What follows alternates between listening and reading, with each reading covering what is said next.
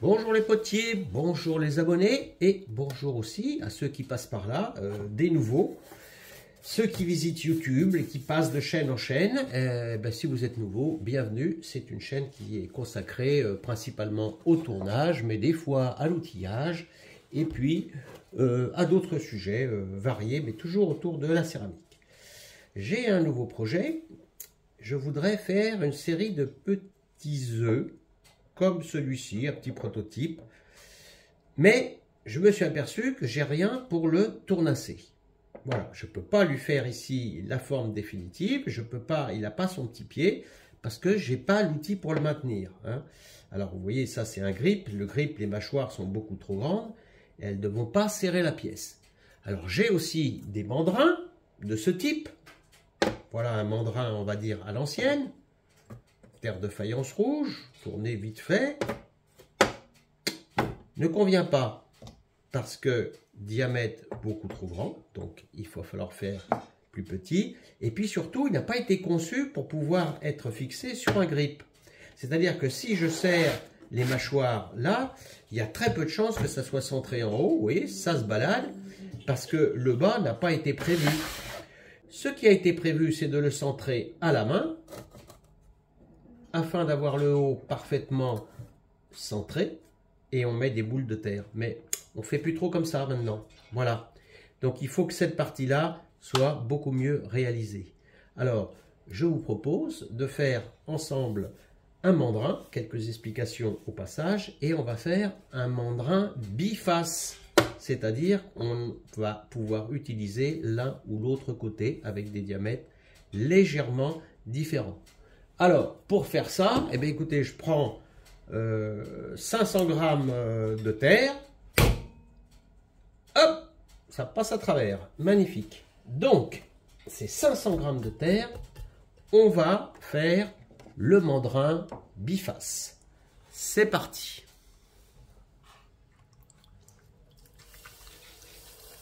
Alors, brassage de la terre.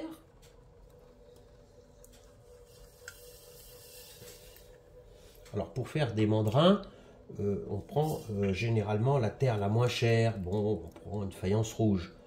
Alors moi j'aime pas trop la faïence rouge pour la raison que vous connaissez, hein, du moins les anciens qui me suivent, c'est que c'est un petit peu coloré.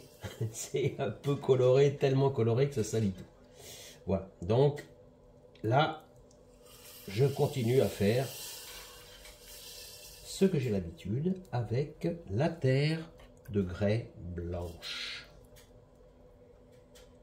Allez, on redescend cette petite quille. Et faire un mandrin, c'est pas très compliqué, mais il va quand même falloir s'appliquer parce qu'on veut pouvoir le mettre sur le grip, donc il va falloir que les bords ici tourneront. Allez, je vous mets un peu d'éclairage. On centre. On va percer notre terre. Et alors la différence par rapport à une vraie pièce, c'est on va percer à fond de girelle. Et à partir de maintenant, là on a encore un petit peu le temps, vous voyez, ce n'est pas parfaitement centré. À partir de maintenant, il va quand même falloir commencer à faire attention au centrage de la terre. Donc là, on va faire une ouverture en pensant déjà à quel type d'ouverture on va vouloir pour la pièce. Donc c'est pas la peine d'ouvrir grand. Là je vais faire un mandrin pour les miniatures. Donc attention, je peux presque même un peu resserrer là. Et puis il faudra quand même que le diamètre soit différent entre la partie haute et la partie basse. Et vous allez voir, le tournassage va être très important dans l'élaboration de cette pièce.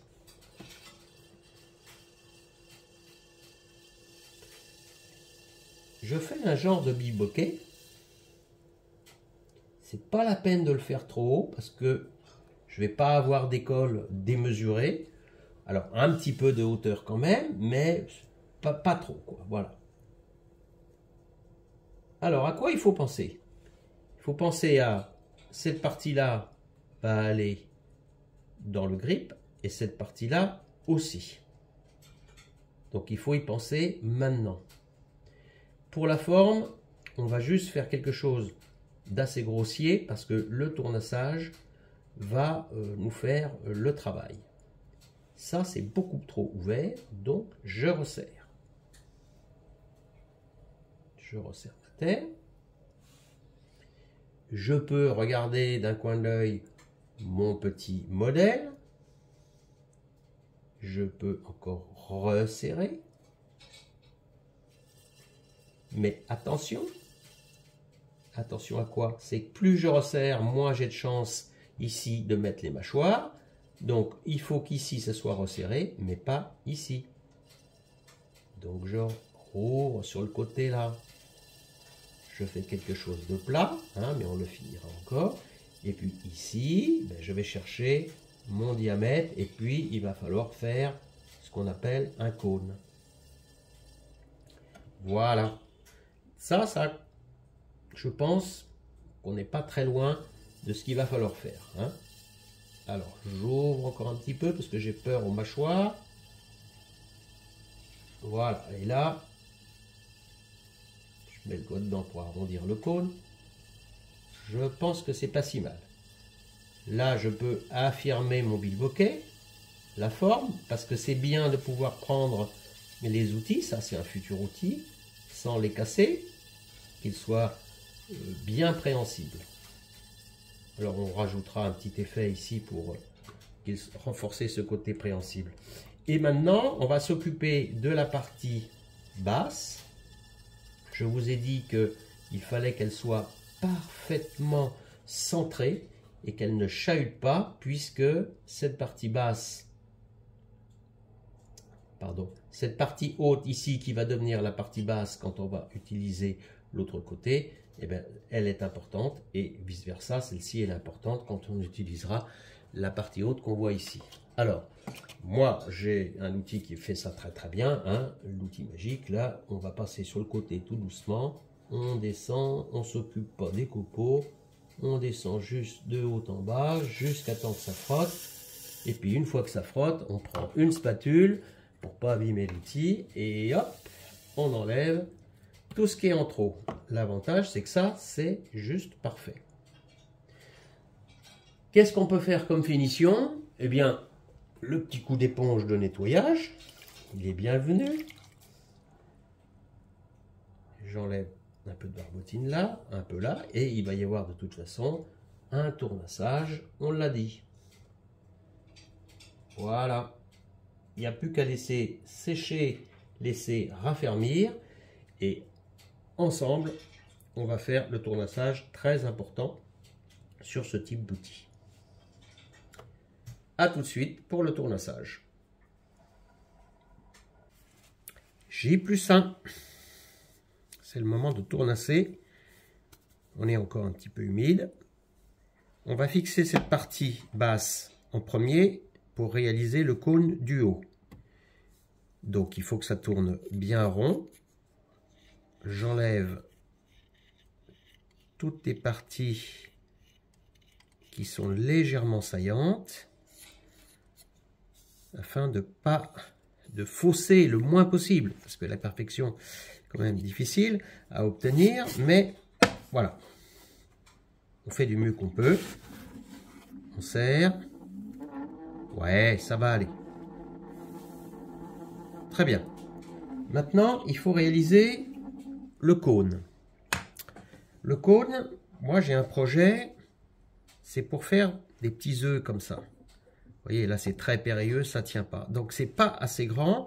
Et puis là c'est légèrement arrondi. Alors je pense que je vais essayer de reproduire la même chose.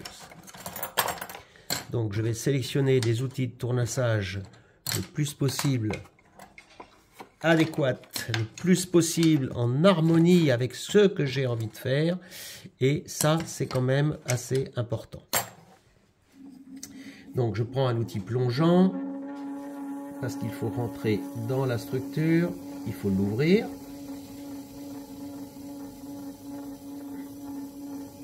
Et puis l'effet d'arrondi, je vais essayer de le donner avec une partie ronde. Alors là, c'est pas possible, donc je prends un autre outil. Ah, difficile aussi.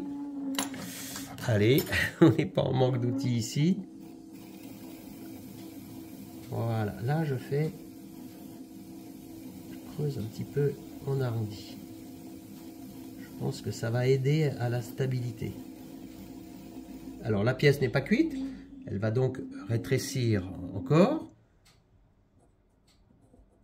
Voilà. Je vois que j'ai de la marge, mais il faut être prudent. Trouvez votre forme au fur et à mesure.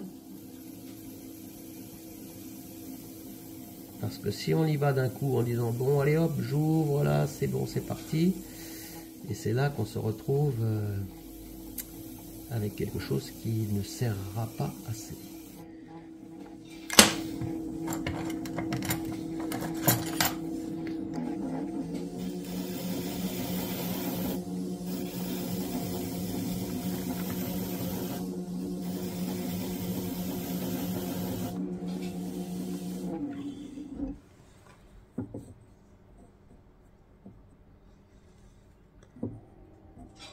Bon, on s'approche, encore un peu.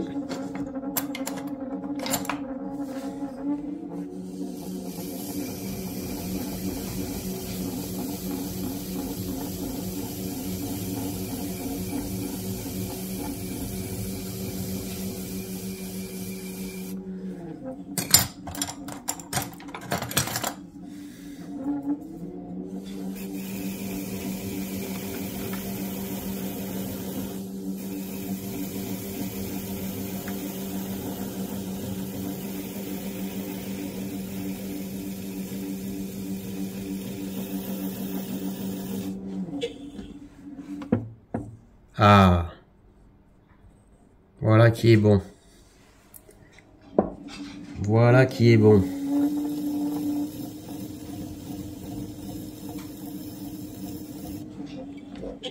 On sent tout de suite que là, ça accroche. Très bien.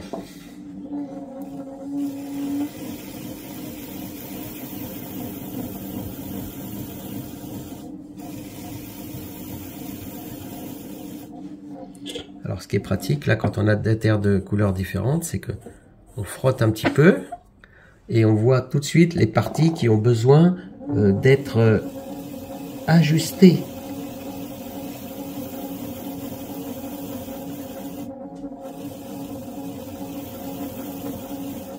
Et là c'est la partie arrondie.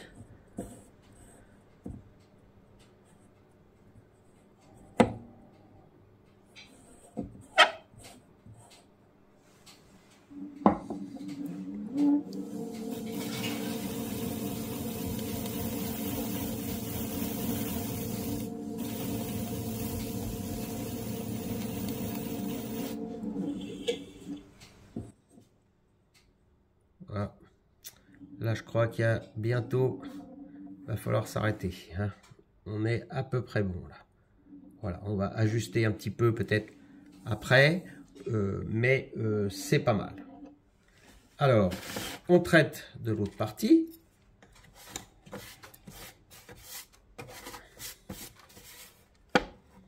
Donc là, il y a plus de travail. Il faut arranger tout ça.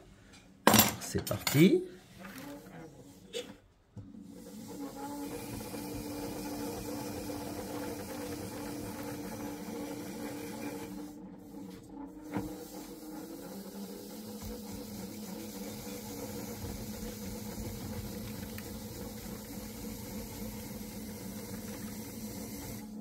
Là aussi, je crée un cône. Alors, je peux pas faire d'essai, là, j'ai pas vraiment de pièces, mais bon, à l'œil, je vois tout de suite que c'est beaucoup plus grand. Peut-être, si je peux essayer avec un petit entonnoir comme ça. Donc, je vois déjà que les diamètres sont plus importants. Un petit peu d'ouverture ici, et puis parfois on va laisser comme ça. Et ce qui était important de réaliser, eh bien c'est avec un mandrin de pouvoir gérer deux tailles. Voilà, alors si on veut frimer un petit peu, comme c'est un outil, si on veut le rendre encore plus performant et joli, ben, prenez donc un petit poterie réservé au chattering, hein, c'est un outil qui a une certaine souplesse, et on va faire un passage ici, on va bien le faire chanter.